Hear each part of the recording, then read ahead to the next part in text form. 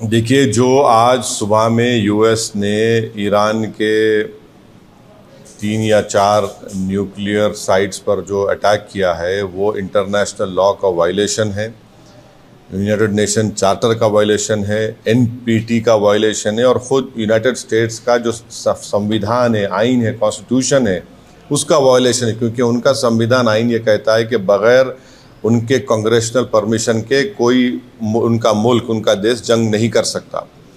पांचवी बात यह है कि ये हमला करके यूनाइटेड स्टेट्स ने गज़ा में जो फ़लस्तीनियों का एथनिक क्लेंसिंग हो रहा है, जेनोसाइड हो रहा है, उसको कवर अप कर रहे हैं।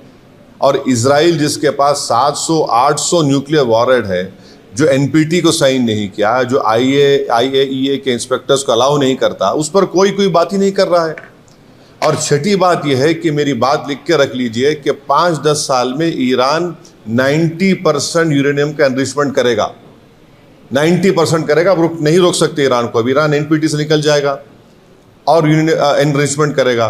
और साथ ही साथ उसका ये असर होगा आज की बॉम्बिंग के बाद कि जितने उस देश में, जितने अरब ममालिक बोलिए, मुस्लिम कंट्रीज़ बोलिए, जो उस खित्ते में है, वो सब लोग अब फैसला करेंगे कि हमको इजराइल के ब्लैकमेलिंग से, इजराइल की हेजेमनी से बचने के लिए हमको अब न्यूक्लियर वेपन्स बनाना पड़ेगा। वो भी आप नहीं रोक पाएंगे। और अमेरिका के इंटेलिजेंस ने खुद कह दिया कि अब ईरान के पास कुछ नहीं है। तुलसी गबार्ड का स्टेटमेंट है। और सबसे अगर ये खित्ता, ये एरिया अगर इसमें जंग शुरू हो जाएगी तो एक बात आपको समझने की ज़रूरत है कि 60 लाख से ज़ायद भारत के नागरिक वहाँ रहते हैं। हमारे इंडियन कंपनीज का इन्वेस्टमेंट है वहाँ पर। वहाँ से हमारे नागरिक भारत को बहुत बड़ा फॉरेन एक्सचेंज भी जाते हैं। अनलाइक नॉर्थ अमेरिका के, वहाँ तो इनकम टैक्स भी नहीं लिया था उनसे।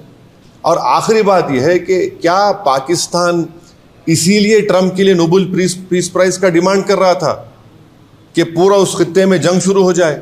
क्या इसीलिए उनके जनरल जाकर लंच खा के आए थे वहाँ पर कि पूरे इस इलाके में आग लग जाए और जंग शुरू हो जाए वहाँ पर?